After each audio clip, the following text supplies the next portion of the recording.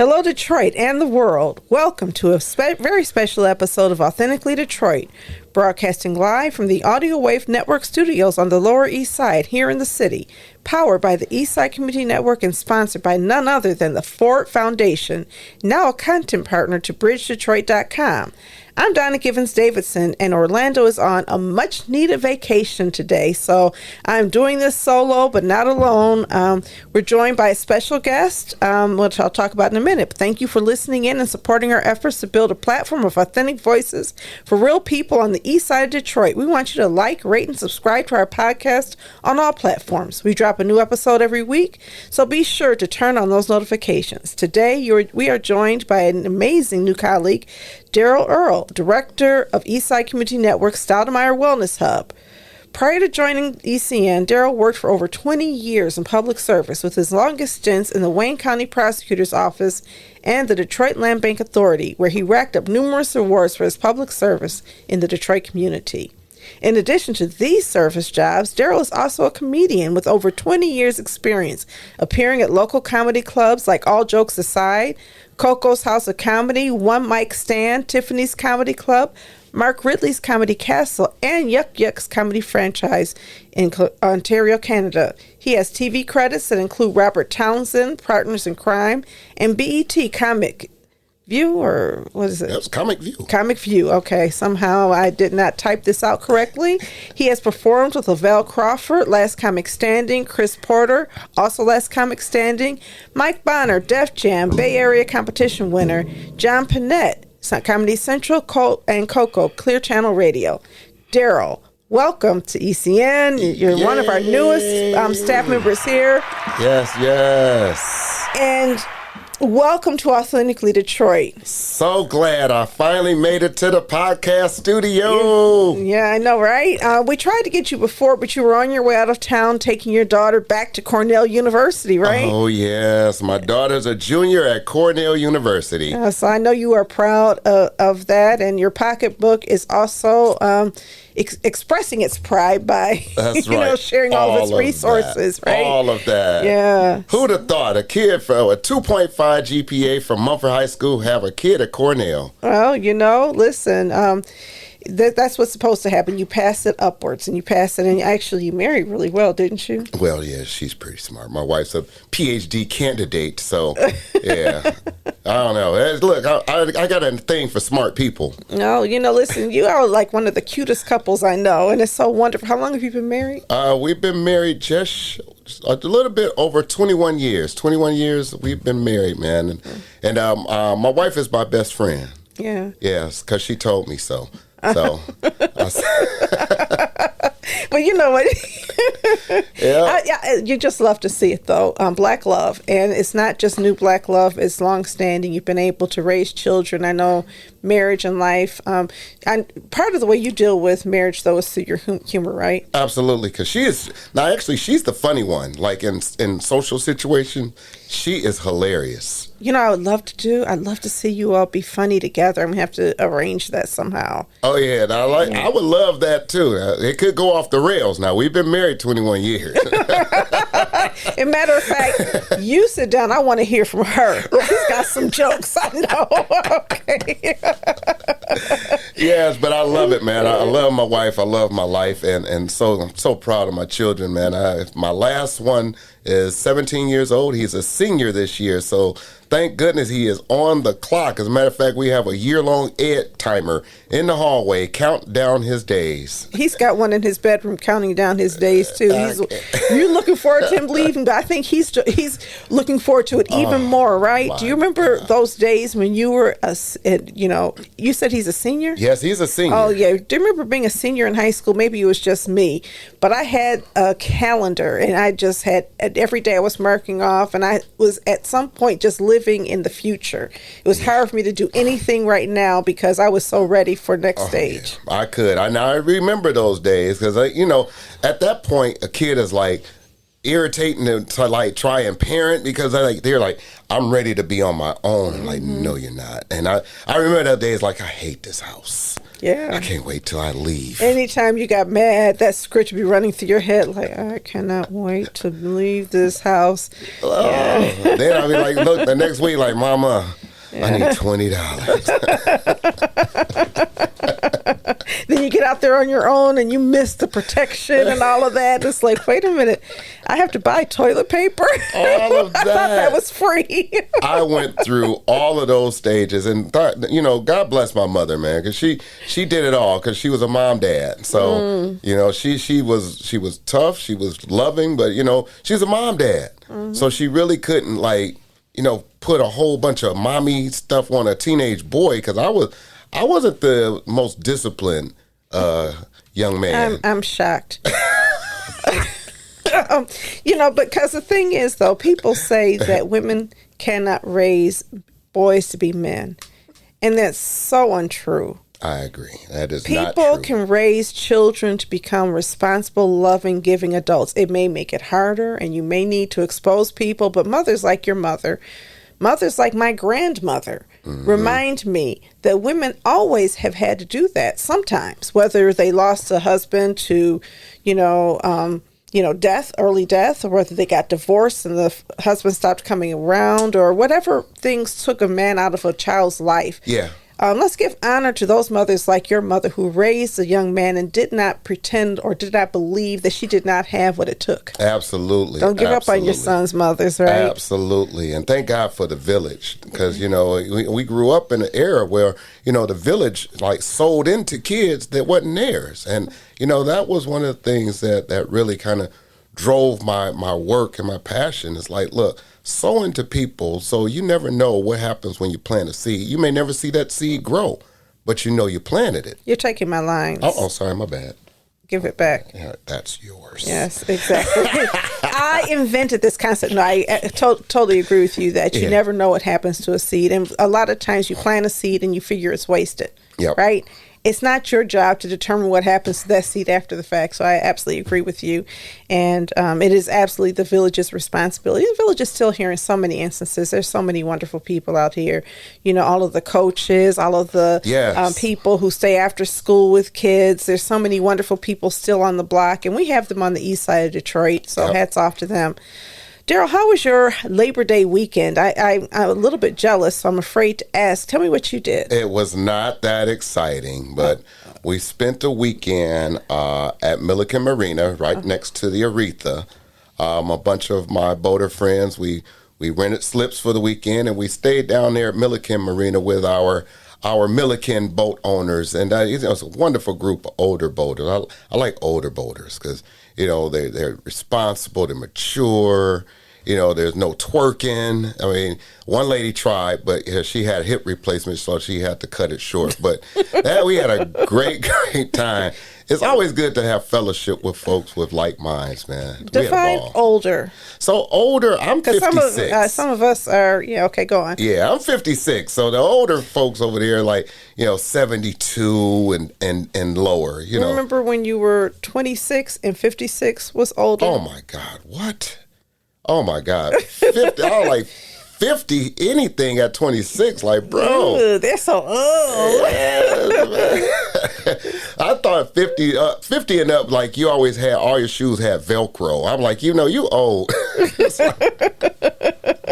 So you guys were down there at Milliken, having a not so exciting week. No, we had a wonderful time. I know you did. I knew you were lying. Go on. We did. It was a ball. It was lit. All right, let me stop lying. We went to the Jeezy concert on Friday, so we watched Jeezy from the boat, and Jeezy didn't get on stage until 11:30, and so my middle age kicked in about 10:45. So now Jeezy comes out. I'm knocked out. I don't know a Jeezy song.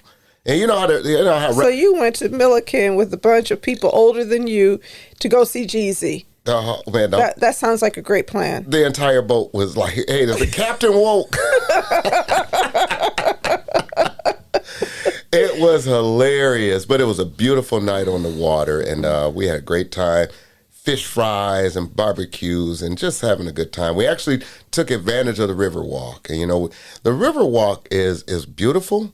I do have one critique, for the boating community, it would seem like, the city planners could work with Army Corps engineers and design out some ways in which boats could dock and go to restaurants, go to bars, and kind of monetize that riverfront. But hey, never mind. You and me both. I don't really understand some of the decision making there. No. And I think part of it is that the Riverfront Conservancy is a nonprofit, and there's this thinking around what needs to happen that is really based on values and needs and desires that don't incorporate boaters or people who are looking for different kinds of experiences. It's very conservative. We don't want people to party too hard down here. Right. Come down here and have fun, but not too much fun. No, not too much fun. But you know one thing, you're going to walk.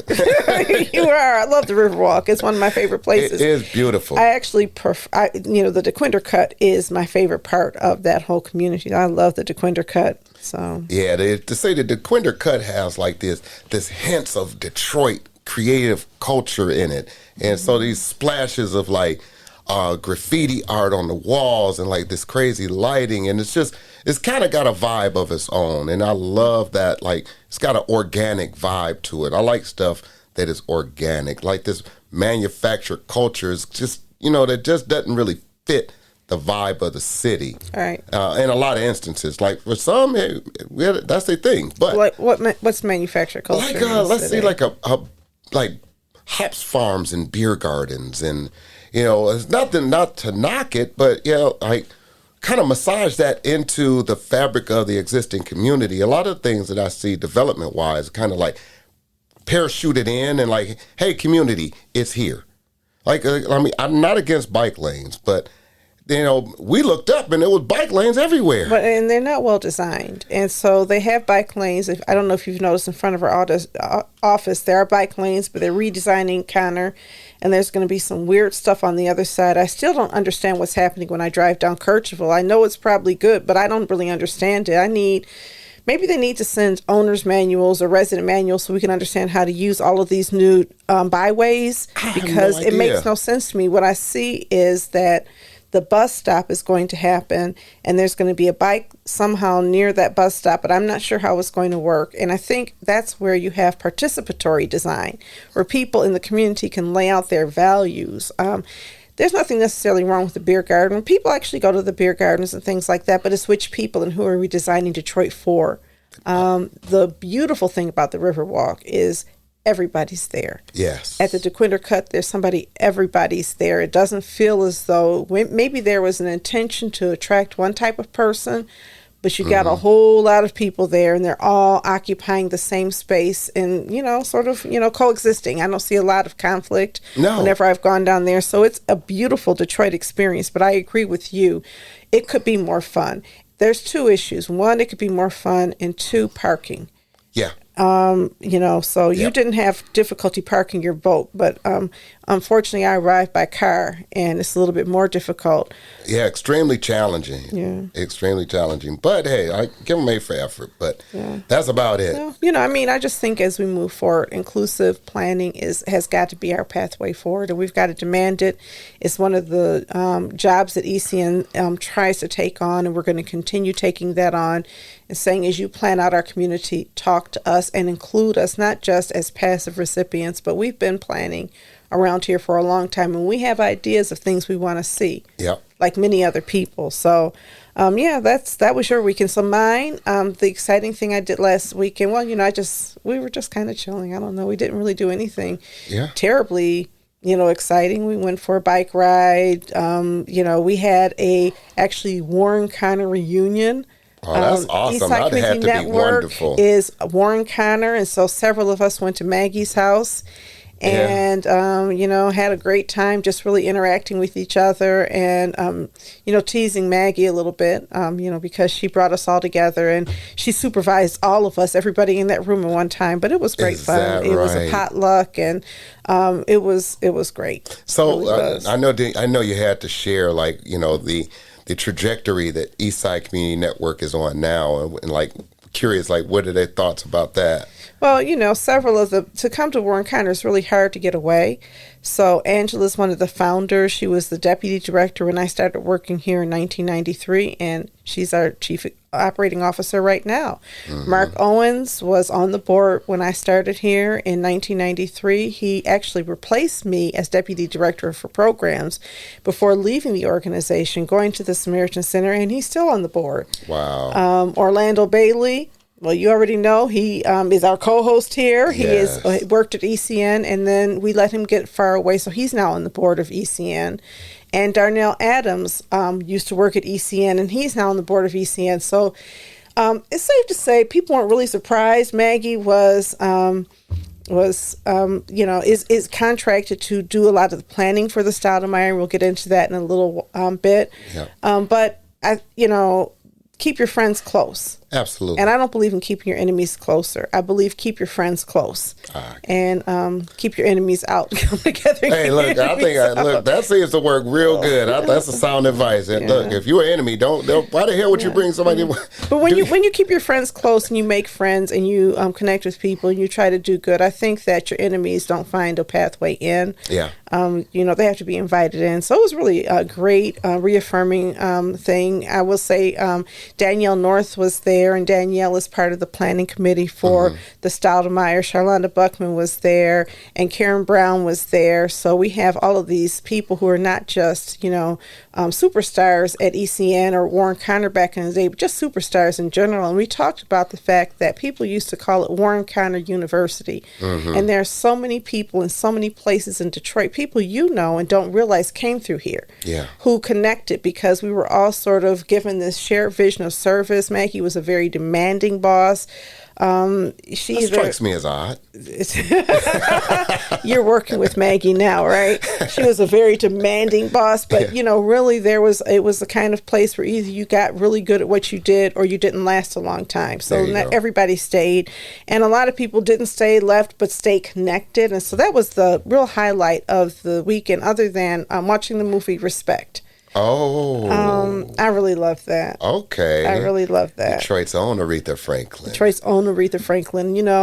I thought that Jennifer Hudson just did an amazing job of portraying her. People complained about the storyline. Either they said, well, there's not. They left out a lot of things. Like, I don't need to see all of her warts in a movie. There you go. So here's the thing about people. They want to see the underbelly. Like, yeah, but let's tell a story and it conveys something other than you're praying for the downfall. It's not. It's just a story. Look, every story I don't need to see every word in somebody's story. Well, you know what? The thing is, people want other people's stories told that way. Yeah. But not their own. Okay, when you tell my story, you can leave a few things out. I'm just saying. You don't need to go word by word. You can skip a decade or two if you need to. Right. Skip that year. Exactly. Don't even show a picture from that year. It was not a good one. Okay. If you live long enough, all of your story doesn't need to be told, and a lot of it has been in the news. I think that what they did really encapsulated her spirit and her strength and her voice and her just brilliance as a musician and compassion and work as a person. You just saw it. I even so I feel like each time you do a biopic you can learn a person better. Anyway, I enjoyed it. That's I really awesome. did enjoy it. That is awesome.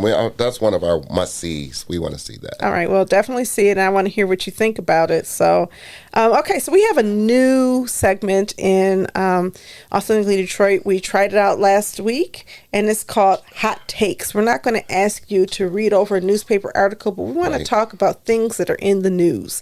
Today, and you know this because your wife is assistant principal, today is the first day of school, and the Mu variant for COVID-19. Lord have mercy. 2021 school year has started today. In person.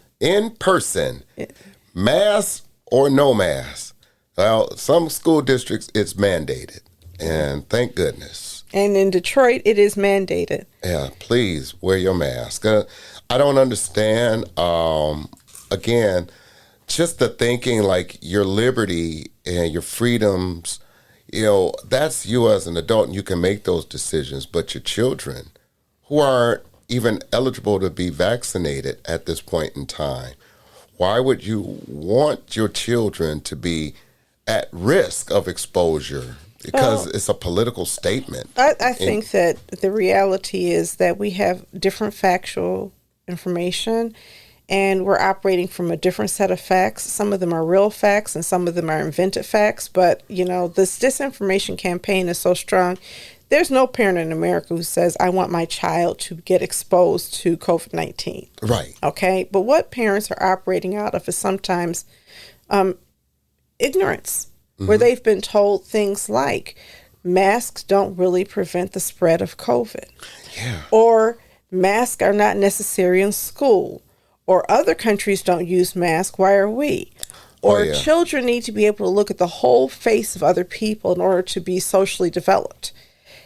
And it's all of these other things. And so if you actually have bought into all of these lines of reasoning, then pushing a mask on my child when the mask has not been proven to work, pushing a mask on my child when you're impeding my child's social development feels like oppression. And because we don't have anything that we can all agree on as science and truth in America, it's problematic. And it's even made worse to me because now there are all of these variants. So you already have Delta. Right.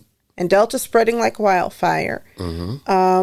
The number of people dying and being hospitalized across the nation is as high as it's ever been.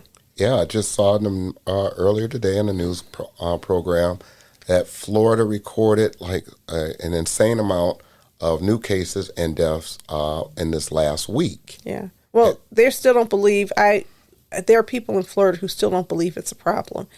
Because, again, they're listening to people who say, oh, no, these numbers are inflated. They must be dying of other things. So it's like, so are you telling me the people are just rapidly dying of other things coincidentally at a time when COVID-19? Right. And some people don't believe it until it strikes home. So it's a real problem time because whenever you cannot agree on a set of facts, and it's not just COVID. Right. It's climate. It is everything about politics. We cannot agree on anything to come together as a collective. And so the question I have for America is, what is your future? Where do you want to go from here? Either we can act in a collective way to promote public health and good things. We're all off on our own, just, a bunch of cults and religious groups believing our own thing, and nobody has to be accountable for one thing. And that's a disunited states. I mean, I don't see where we can agree that, like, look, the public health, should be a constant. Like, if I can help my neighbor, and if this is a little thing that I can do to help my neighbor, thus help myself, why would I not want to do that? Right, because there are people who have found it beneficial to their pocketbooks or to whatever their religious or crazy belief system is, to make people believe that these things really don't benefit their neighbor. And, or, there is this kind of heightened self-interest, this individualism, this lack of concern for other people that's also a problem right now. Where even when other people are being hurt, that's their problem. Social Darwinism. Well, you know what? If these people wanted to live, they would do different things. Whatever it is, I'm hoping that things will change. But with the Mu variant, what I'm thinking is that some people are saying it's more contagious than Delta. It's been around since May. It's in all 49 states, but Delta remains the predominant one that spread. Yeah. And so I think that hopefully we're going to get a handle on it. Now, the interesting thing is that, and I don't know whether this is good news so far and it's about to get really bad, but Michigan does not seem to be going the way of other states in the nation. That's good. Where our numbers are not increasing. In fact, over the 4-day holiday weekend, they seem to have either gone down a little bit or stayed the same.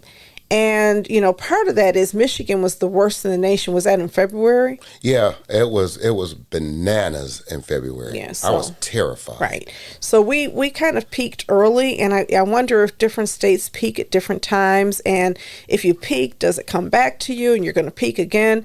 I'm hopeful, cautiously hopeful, that we're never going to get as bad as we were. Remember, Detroit was terrible last summer in 2020. It was a very traumatic period, right? To be one in Detroit, but certainly, one of the things that was traumatizing, at least for me personally, is looking at the numbers and as they increased over week to week to week, and there was no vaccine option. There was nothing. So we were just dangling in the current. Yeah. And no shore in sight. And there was no Regeneron. There was no remdesivir. We don't know what's going to take. Donald Trump was recommending people drink bleach. We were left with like bleach or ultraviolet lights. And there was, people were being put on ventilators, possibly even ventilators who didn't need to be on ventilators. I think there was just this lack of understanding of how to treat the disease. And now, I'm so grateful that I have family members who are hospitalized, not young people, elderly people who went to the hospital and came home. Thank God. So I see that hopefully this means that our system is getting better at treating things. I'm an optimist by nature. I don't want to be unrealistic. We're still continuing to push the whole logic of vaccines. Yeah. Not just 2, but at this point 3. I'm going to go and get my 3rd sometime soon because I think, getting that booster shot is going to help. Vaccines, and if you're not going to wear masks, vaccines, mask, and frequent testing. Yeah. I mean, to think of you don't want to wear a mask and you don't want to get vaccinated. Well, was very few options left. Right. And so I don't have tolerance for people who do nothing. And I definitely think we should be masking in schools. And I definitely think we should be pushing back against pseudoscience. And I think every single news organization has a responsibility to tell the truth so that people are not allowed to operate with their own set of facts. But that's where we are right now. We're at a place right now where people are allowed to believe, depending on which news networks you listen to and what newspapers you read, a whole different set of facts. It reminds me of those earlier times. Remember when President Obama in 2004 was addressing the Democratic National Convention, he said there are no red states, there are no blue states, there's the United States of America. I remember that very well. That seems so quaint, doesn't it? Oh my God, seems like, yes. those were the days. Somebody else said leave it to Beaver era. So listen, that wraps up our hot takes. It's been a crazy, crazy week. It's a crazy period. Hats off to every single teacher, including our very own Jonathan Galloway from Audio Wave Network. Jonathan, give yourself an applause. Yes, John. Yes. Where would our young people be without teachers? Where would our society be without people working in schools to make sure our young people had the educational and social structure to develop them in spite of everything? And I'm hoping the young people are learning the kind of facts in schools where they go home and they tell their parents, Mom, Dad, you're wrong. Yes. This is what I learned in science class today, and you don't know what you're talking about. That's how we ended smoking in public places and reduce smoking in our community. And maybe we just got to start with the kids. I mean, it very well may be that the kids can certainly lead parents to think differently and do differently. Yeah, so hopefully they're going to learn some things in school. So anyway, if you have pieces that you want discussed on Authentically Detroit, you can hit us up on our socials at Authentically Detroit on Facebook, Instagram, and Twitter. Or you can email us at authenticallydetroit@gmail.com. So, Darryl. Yes, ma'am. Can you tell us about your career in community service? You've done a lot. Give us some highlights. Oh, Lordy Jesus. Yes. So I have been committed to, service and community service and working with the community since I began my career way back when. And I started at the county in 2000, working in the prosecutor's office. And I was fortunately, my mom, and this is my mom, she took a newspaper clipping out and showed me that they were offering a class in paralegal studies in 1988. And at that time, I had kind of blown my options I had well intentions when I went to Michigan State. Some people went to Michigan State and some people was at Michigan State. Well, I was at Michigan State, but that's another story. The fact is, my mom said, listen, you should look into this paralegal school. And fortunately, I went to paralegal school, and my instructor, Bill Hunter, he had a school called Michigan Paralegal Institute. And I had absolutely no idea what I was going to do with that certificate. But at the time, I was working at a downtown law firm, and I had my vision on becoming an attorney. And so I did do that. And working as a paralegal over the years, I was fortunate enough to be hired by the county at the Wayne County Prosecutor's Office. And I was so fascinated by criminal justice and the workings of it. And, I had this law and order view of what it was like to work in a prosecutor's office. Let me tell you, it's nothing like you see on TV. I mean, I got a whole new dose of reality, and that really lit my fire to say, listen, somebody's got to be out in front of the community waving their arms saying, listen, this thing is a machine that will gobble you up. And it's particularly our young boys and girls. And I saw it day in and day out and day in and day out. And I talked to the judges, and we have some very good, compassionate, community-oriented judges, and they're here to serve. But their job is, they have a thankless job because you have to administer justice. And so one of the things that I was committed to was working in the schools and working with Detroit Public Schools as a in-class, in-school mentor. And I created a mentorship program that had a curriculum over 6 weeks, and we just talked about the 101s of criminal justice and what that looks like at a community level, like what it looks like in the hood. Like give kids an understanding of like what happens, where's your probable cause. I'm not saying like you challenge officers on like, hey, I know my rights. I think that's a wrong approach.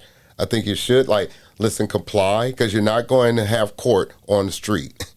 So those were some of the 101s, the basic things like what happens when children or young people come into contact with law enforcement. Like, what are these things? Like situations that I saw a lot of our young people putting themselves in. What started out as a ride in my friend's car. Oh, that's not your car? I didn't know that. Oh, there's a gun in the car that I didn't know wasn't yours. So those are type of things that are everyday occurrences. But that was kind of my thing. I found a lane. And I was able to connect and speak to young people because I was a them. And I didn't have a voice. And I didn't make a lot of mistakes, thankfully, thank God. My mama would have tore me up. So I wasn't criminally minded. I wasn't criminal minded. I'm a mischievous young man, like a lot of young men. But a lot of actions that our young folks, do, partake, they criminalize a lot of actions and activities for a lot of our children and peers across other lines and communities for same type of things and actions aren't criminalized. They're understood. Let's take a look at them. Maybe there's therapy. Maybe there's counseling. Well, when you start with a belief about the basic humanity of a people, right, then when something goes wrong, you give them the benefit of the doubt. Right. When something goes wrong, you say, wow, I don't expect that from you. Yep. But when you begin with a belief about the basic inadequacy of a people, then, it's never surprising. I always liken it to the difference between, let's say, a standard poodle and a pit bulldog. Right. If a standard poodle gets aggressive, you think maybe I better take this poodle to the vet because there's something wrong. But when a pit bull gets aggressive, it's showing its true nature. I always knew it had. Oh, it became one of those pit bull dogs. You've got to put it down.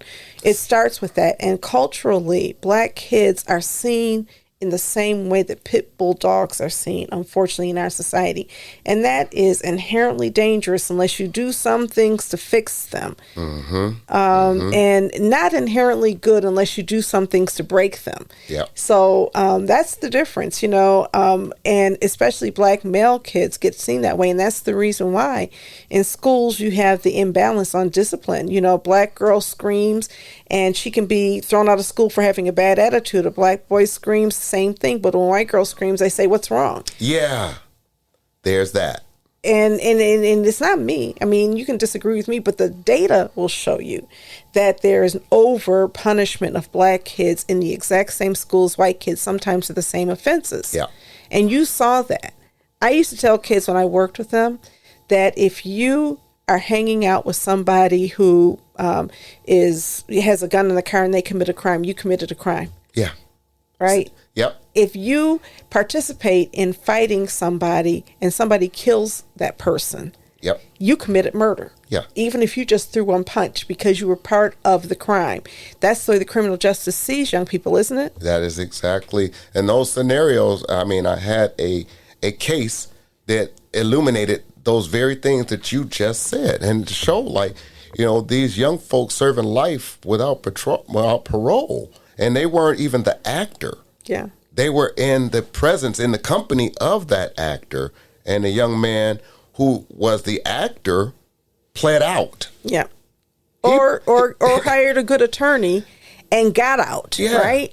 And the kid that had nothing, that took no part in it, but was present, public defender, didn't really have a whole lot of investment in this case because the caseload is so voluminous. Mm-hmm. And you got this kid that pled out and say, well, who was there with you? Well, he was here. Well, we only offered one plea deal. Yeah.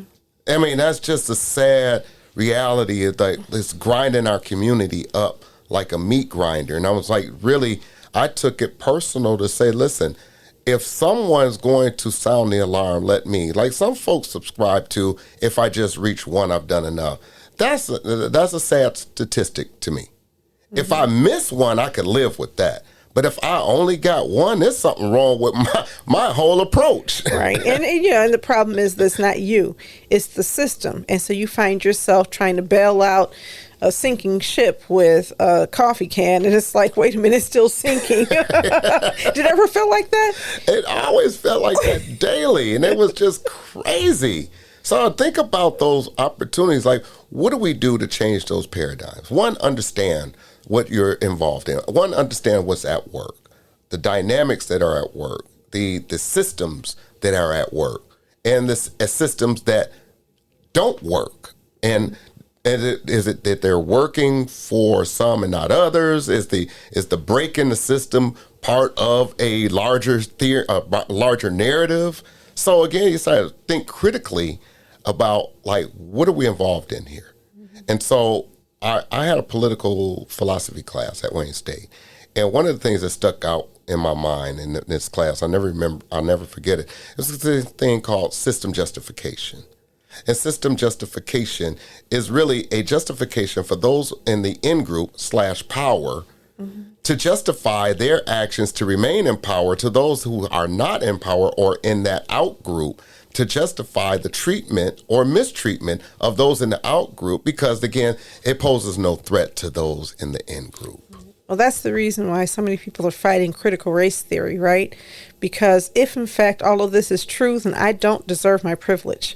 And I can no longer justify my privilege, so I have to somehow rewrite this thing because it's racist to assume that my race is not better than yours or whatever the hell that is. Right. So you left the prosecutor's office after how many years? I was there for 13 years, wow. And that was a wonderful run. I enjoyed my stay there. Right. We had an opportunity to work with you when I was at Youth Development Commission. Yes. We had a partnership with you, and YDC. that's how I met you. You knew my sister growing up, but that's how I met you. Yeah. Was at YDC. Yep, with Robert Counts. That's right. So, and then I saw you again in a whole nother role. You were at the Detroit Land Bank Authority. It was incredible. It was a crazy pivot, but one thing about being a lifelong Detroiter is the city and the people in it. And so I knew the city, and I have a fascination towards development, community empowerment, and community economic development. And so I was hired into the Land Bank Authority as a closing specialist. And so I thought, I worked at the prosecutor's office, I worked in the drug house unit, and I kind of oversaw their auction program when the now mayor was prosecutor. Well, it was really like a micro version of what the land bank is now. I mean, it was like supersized it now. But I was like, I've done this. And so they had to say, well, okay, this guy done this before. He kind of show us the way. Well, okay, that was fine. And I enjoyed the work. But, there was some other things that I wanted to do to be more impactful at a community level. And so I transitioned my role into project manager. And I was working with our faith-based partners and our community-based organizations to initiate and activate land and spaces around them. And I got great joy out of that work, is, working with a pastor or working with the ED of a small nonprofit, and like, how do we make this vision become something real? I'll tell you what, real short story. Tammy Black over at Manistee Block Club. She was one of those small mom and pop, startup, community based, but she had a vision for her area. And she showed it and shared it with me, and I looked at what was land bank assets in that footprint that could support it. And we began, like, start small. I always tell all of them, look, start small and grow big.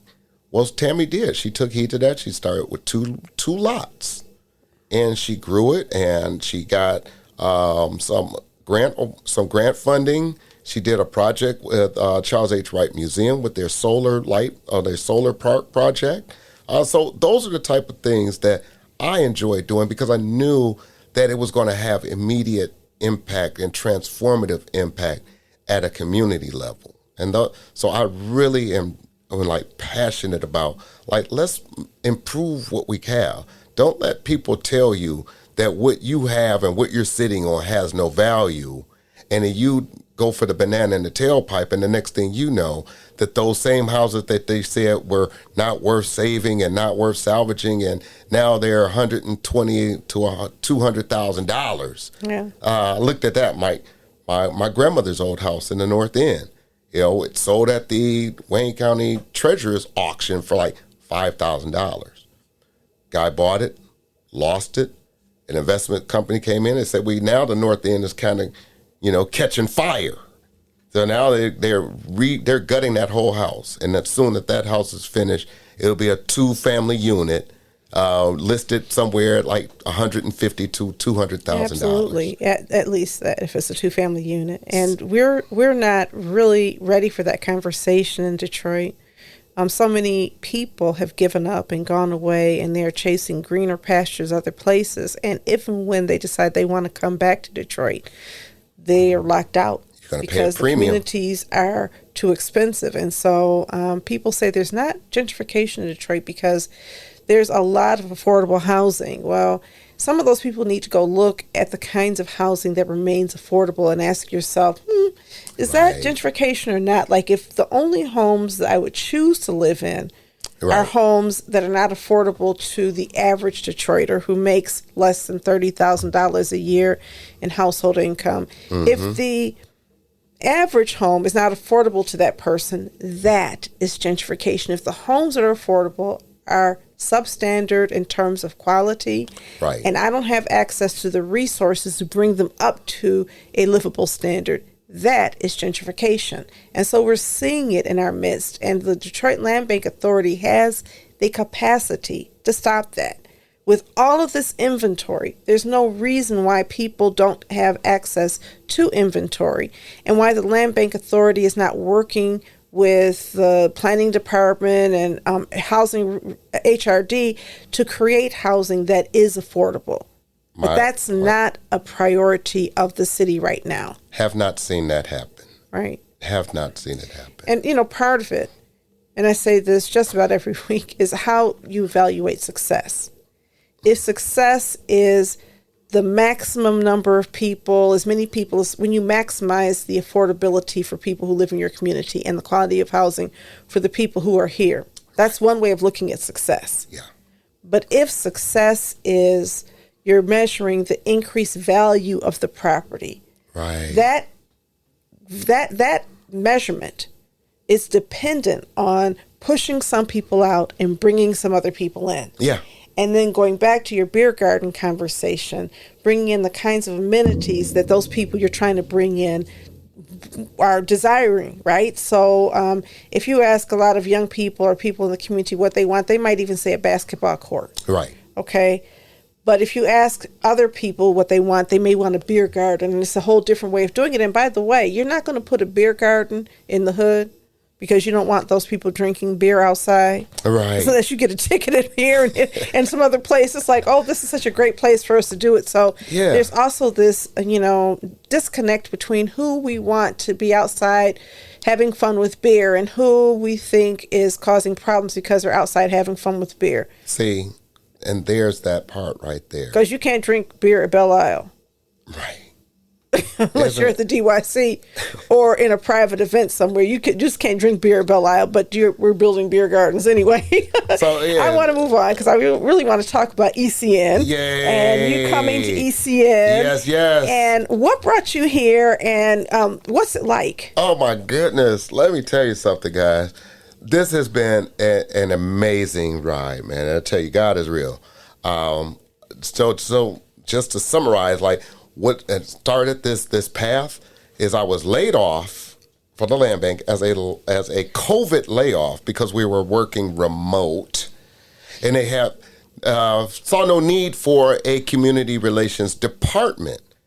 And that was a department in which I was the manager of. But long story short, God knew what he was doing. I was laid off for 14 months. And for that 14 months, I refused to panic. I refused to let go of having faith. And I knew that he's gotten me through a lot of storms. And I knew that this storm was going to come to an end. And the thing about it is, you get good when you are good. And the thing of it is, I was always intent on being a good person. And being a good person led me to a good person. And so me and that good person, we connected, i.e. I'm talking about Donna, y'all. But it was almost an immediate, like we were picked up a conversation that we were having that we hadn't even had yet. Because I got it. There was no selling of anything. It was like an understanding of everything. And so she and I began to talk. It was like, oh my God, I can't wait. Let's make this thing, supersize it, and let's make this thing big. And so my road to ECN, thank God, he led me here in this moment. Because again, I didn't want a job. I had, I was on Indeed and LinkedIn looking for a job. But what it is that what I needed and what satisfies me personally and as an individual is to have a mission. And so now I'm settled into this mission that I'm on, and it's a shared mission of a shared vision for a shared community to say, listen, this is us, for us, and it's going to speak us. And that's one thing about being here for the period of time that I have, that there's a genuineness, there's a trueness, an authenticity about the folks that walk through these doors and serve this community. And one thing that really confirmed that was two things. The Juneteenth event, I think it was like my third or fourth day here. And I was like, okay, well, I'm the new guy, so I know I can't be like, well, I'm doing something else on Saturday. I like, the new guy better show up. So I showed up on that Saturday, but what I saw when I got here was how all the team members here at ECN jumped into action. Nobody was standing around waiting to be told what to do. Folks were busy doing stuff that they saw needed to be done. And that told me everything about this organization. Because when you have an organization where your folks want to make sure that you succeed, that says a lot, one, about the leadership, but two, about what that value of that organization is in the community. Because with very little publication, we didn't have a whole long runway to publicize the Juneteenth event. And that thing was packed. Yeah, COVID packed though, y'all. I mean, not socially distanced. We were socially distanced, but luckily we have a large facility, and that brings us to. And thank you for all of that good stuff, Darryl. It really has been a real connection. You got to speak to the folks that day, and they received you and the vision that we talked about. The vision for what? The vision for the Stoudamire Wellness Hub, situated here at the headquarters of Eastside Community Network at 4401 Connor. We are creating an oasis on the east side of Detroit. I promise you, we are reimagining what a community center is and does. And thank you, Donna, for the vision and letting me kind of just like let it grow. Because we're intent on making this, supersizing it. Yeah, this is going to be beautiful. Every day, there's something new. There's a new element. And look at God. Like, there's a new element. We were standing outside looking at a patch of grass that's outside the door of the space that we have identified for a children's room. And looking at it saying, wait a minute, why don't we have a playground here? And I went home so excited. I said, Kevin, you have to come back to work with me so I can show you this new idea. So, okay. What did I do this weekend? I showed Kevin our playground, right? We got a playground for the babies. Playground for the babies. It was just really exciting. I mean, we're looking at land and everything like that, but can you kind of just describe some of the highlights of what the Stoudamire Wellness Hub is right now for the community? Because we're already doing things. Yeah. And then what are we going to do? So, funny thing, well, not funny thing, but, responsive thing is the Stoudamire, before it was even a thing in the community, we already had immediately to respond to the flood of June 25th. We transformed our tech hub into a resident service area for those residents who needed assistance filing their claim forms with DWSD or the Great Lakes Water Authority or FEMA.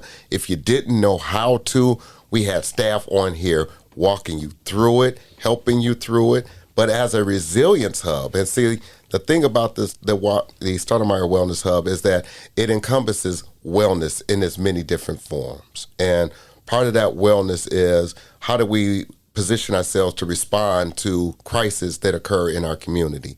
And I have to say that we transformed immediately. It was a quick pivot to listen, we have to respond to residents need help now. There's no form that you can fill out when folks need help right now. Folks needed cleaning supplies. We were right there with cleaning supplies. We contracted with some of our partners to help residents with basement cleanouts. We provide meals for folks. I mean, we provide transportation for folks. These are things that we do now. And that's under the umbrella of Stoudamire, but it's also under the umbrella of caring about our community. And that's the thing that I want folk to really understand is that this organization cares about the community. And we're not going to be waiting to say, hey, listen, we need you to fill out this form and we'll have somebody get back to you. If you have a right now need, then you need right now help. And that's what we are right here to do, is to be right now help for those folks. So that was what we did in response to. But now what we're going to do, this is the happy part. This is where we get excited. So we're going to have, when we open these doors of the Stoudamire, right now, of course, I mentioned the Tech Hub, but we just got in, we're getting in our fitness equipment for our fitness studio. We will have a fitness studio for those residents to come and have access to a quality facility to work out and get cardio and get their body moving and strengthen their bodies, because what we recognize is that there are a lot of deficiencies in the area. So why not be the space that gives people access to all of those things that promotes wellness? Physical wellness. We have a fitness studio. We have a dance studio for those that want to dance that stress off. We have an art studio because art is therapeutic, and art is and letting out those creative energies is something about that we recognize as a healing thing. Now, in addition to that, we have our butterfly community room that will be coming online. We have our children's, we have our what are we going to call that? I don't know yet. We gotta come up with something. Yeah, we're to be determined. Okay, but no, it's gonna be somewhere for your baby. So if you want to come into a dance class, you want to work out, you want to do something graphic art design in our tech hub, or you want to do we can't call it painting with a twist, but it's gonna be some fun stuff. Painting with a spin. You just don't know, man. We're transforming this space right now as we speak. We got our new flooring in. It looks amazing.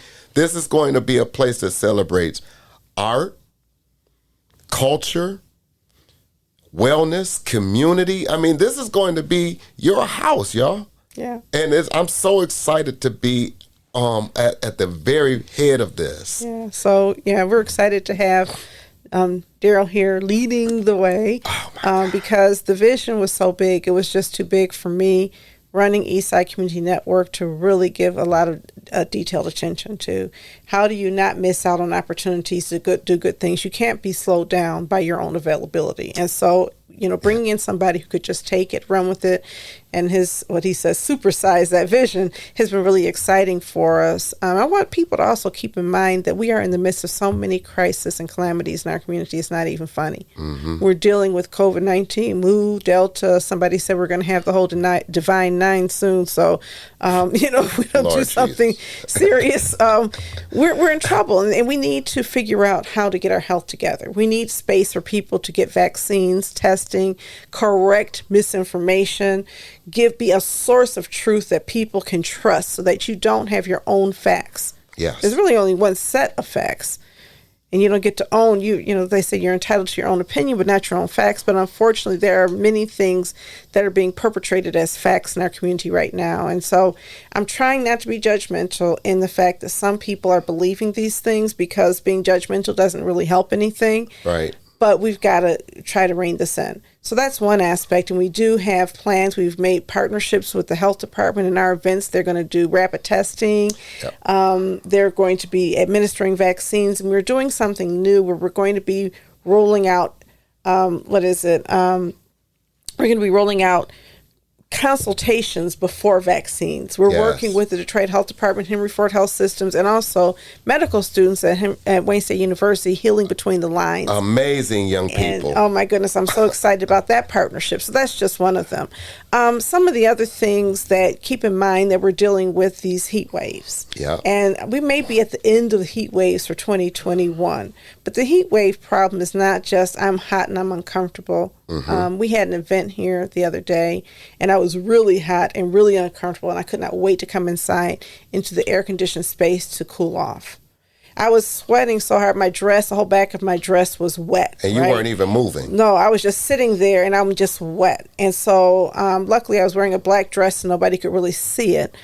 But that was what was happening, right? And as I was standing there walking in, waiting to come in and cool outside, I thought about the fact that there were some people who had nowhere to go to get cool. Yeah. That this hot, uncomfortable, unhealthy weather was something that they could not deal with other than a fan. And when you have 90% humidity, a fan is not going to increase the level of oxygen in the air. It's not going to do anything. When you have 90% humidity, drinking water is not going to be able to increase the amount of oxygen in the air. In fact, it can create cardiovascular crisis. People need to know you need somewhere to get cool. That kind of heat index is not healthy, especially if you're moving. Yeah. And that is the role and purpose of having a wellness hub, is a place of resilience so that people can go somewhere away from home. Yep. But if you're sitting in your house, most people, your average person is not going to want to go somewhere when they're hot and sweaty. I don't want to go anywhere. I want to stay here. First of all, I don't feel like going anywhere. I may not have a car. I may not have transportation. I don't know the people there. I don't know what's going to happen when I get there. So the value is we want you to be so connected to our space that you think about coming here like you would be to go to your cousin's house. That's right. To a family home. It's not a strange place. We need to be able to bring vulnerable people who have vulnerable heart and lung conditions to our space so they can be healthy, right? Yep. The other issue is, unfortunately, after this super hot summer, they're expecting a frigid cold winter. Yeah. And there are people on super cold days who either don't have heat or don't have enough heat to be warm, especially in those frigid days.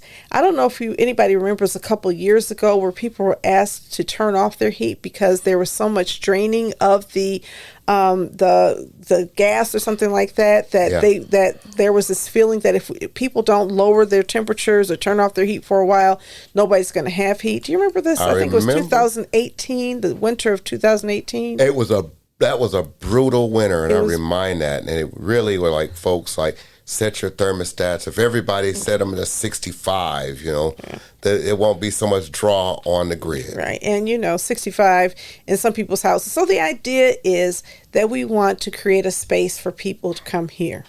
And the good news is that we have transportation. Yes. That's the really good news. And then finally, if you don't have electricity, we're getting a generator until we can get solar and battery backup so that we have electrical power in the event of a blackout and a brownout. And we can bring you here. You can call. You can already call and get a ride to get the things that you need. it is our way of trying to take care of a community that is under-resourced. So our community members have a place to go. Yes. And so I'm just really excited about where we're headed, the kind of support that we're getting from the foundation community is unprecedented for ECN. It's been amazing. It has been amazing. Every time I have something new, and I'm not going to start naming them now because I need to have my list together. I don't want to leave anybody out. Right. But I want to say to my folks, thank you. Yeah. For embracing this vision and investing in our people. Certain foundations have come through and then come through again and again and again. And a vision is nothing without partnerships. Oh. And we have amazing partnerships. So stay tuned, because once this vision is more fully in shape, we're going to give you even more information about what we're doing. Oh my goodness, you guys. It's been phenomenal. It's been a phenomenal ride. And the train is just leaving the station. Yeah. So it's going to be a wonderful, wonderful event. Speaking of event. Yeah. Oh, yeah. Yes. Eastside Extravaganza is coming up. Well, it's homecoming weekend, right? Yes. So, speaking of supersizing it, sometimes you have to shut me up. It's like, Donna, whose idea is this? Yeah. It's like, we don't want to have 1 day of events. We want to have 3 days of events. We're coming home. Let's do it. And the Eastside Extravaganza is coming home to ECN's property. Yeah. Our home on the East Side. It'll be a dressy event. Not formal, dressy. You can still look good, but you don't have to wear an evening gown. That's right. Right? I will not be in an evening gown, I don't think. I don't know. But you don't have to wear an evening gown, but it's going to be on our grounds, and it's going to be great. We're still going to have Larry Lee. We're still going to have a lot of entertainment, great food from How's that Taste of Diaspora? Taste of the Diaspora, which is the Bao Bao and Edric Goudes. Yes. Can't think of the name for Gabriel Hall. Yep. Gabriel Hall. So it's going to be amazing food, not just great food, amazing food.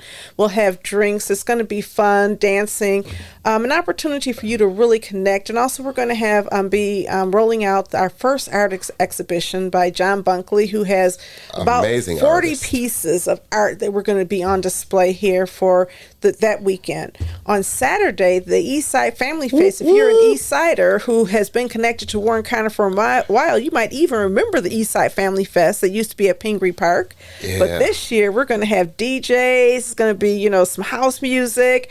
We're going to have children's activities, and we're going to be in a new space that we're unveiling on that day, which is adjacent to Eastside Community Network. There's about an acre of green space next to us that we're going to be utilizing for a lot of our outdoor activities. Yes, it's going to be phenomenal. Yes. Food trucks. That's right. Marketplace. Oh, yeah. Man.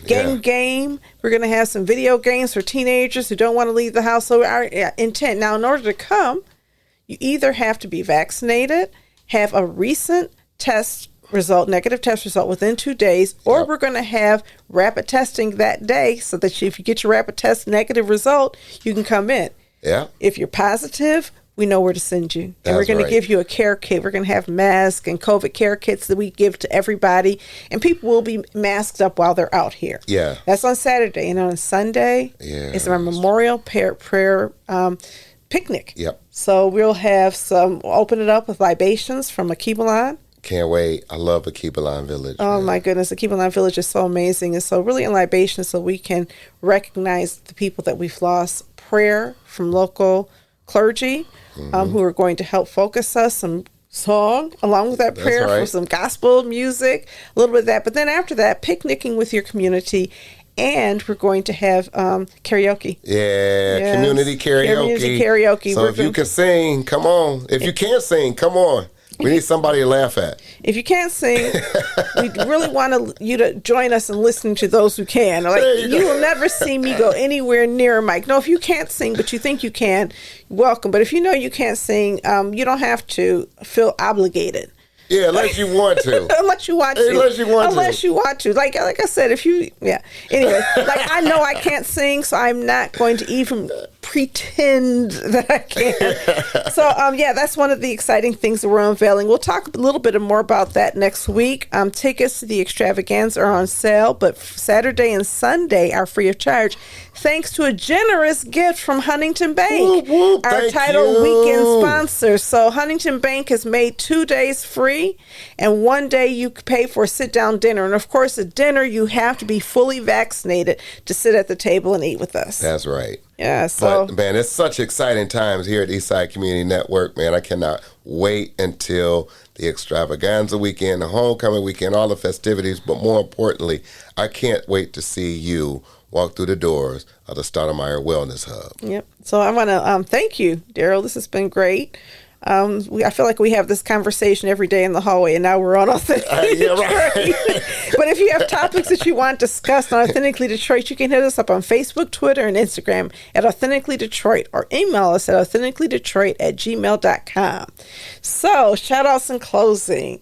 I'm going to shout out Orlando Bailey, the Emmy Award-winning Orlando Bailey. He can't stop me from saying that today, who today received the Spirit of Detroit Award for Detroit City Council for his Emmy and all of his service to the community.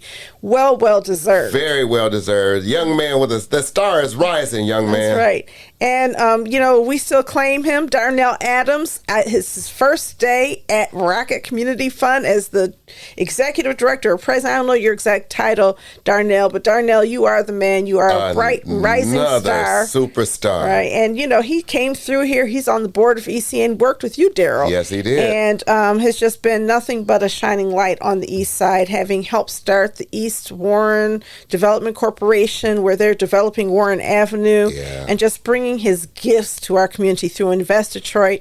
So we're really happy for this latest opportunity for him to really guide this, and having somebody who really knows and loves Detroit guiding the fund that the Gilbert Family Foundation is going to invest in Detroit means a whole lot. Absolutely. So we are so blessed to have so many talented young people who now begin to start that road. Their shine is starting to really shine, and you can't dull it. Congratulations, gents. Yes, I mean, it takes all of us. And then I also want to acknowledge the loss of a great, Michael K. Williams, who lost his life yesterday. He was one of my favorite characters. Shocking.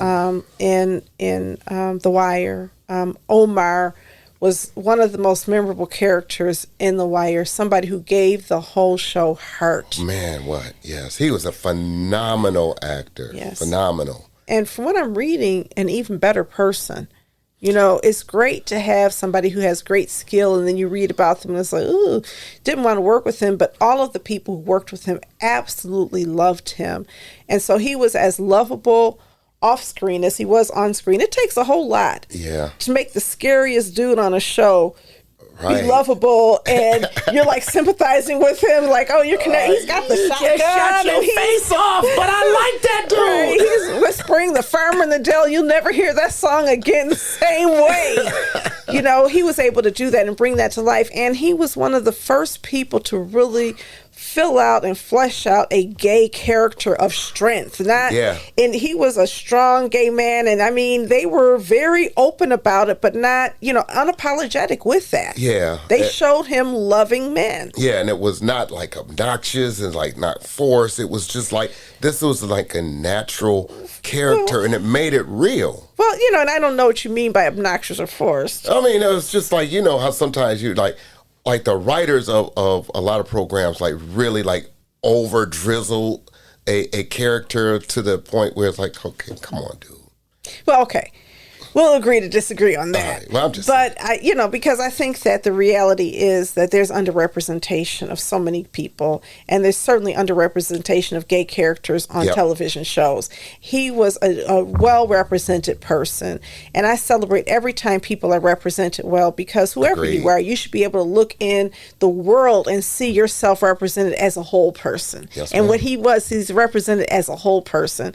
And so it was very sad to know that he lost his life. And certainly from somebody said it was not through a drug overdose, but if there's fentanyl in the drugs, it was drug poisoning.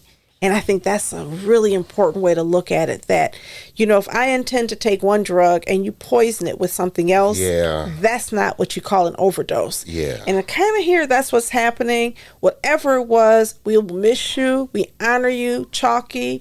Thank you Omar, so much for your all gift. of your wonderful roles. Thank you You've for just your done gift. a great job. Thank you. Yes. Anybody you want to shout out?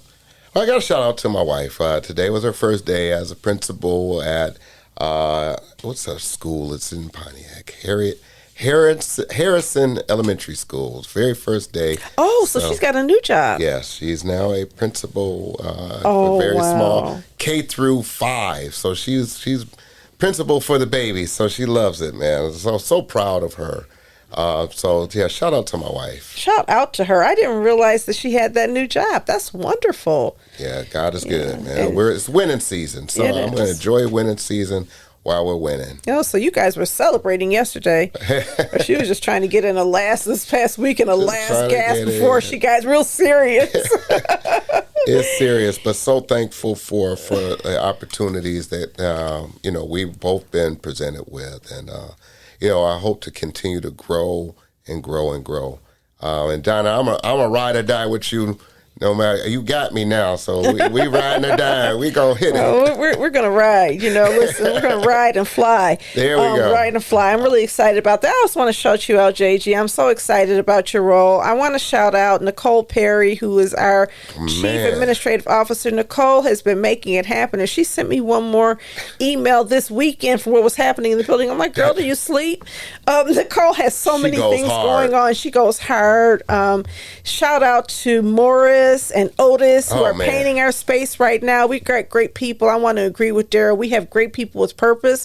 And if I talk about some people at ECN, you almost have to talk about everybody, because everybody just brings their A game to the job. So shout out ECN. Yes, ECN, you guys rock. Yes. All right. Well, thank you so much for listening, and catch the wave. Catch the wave. Bye, y'all.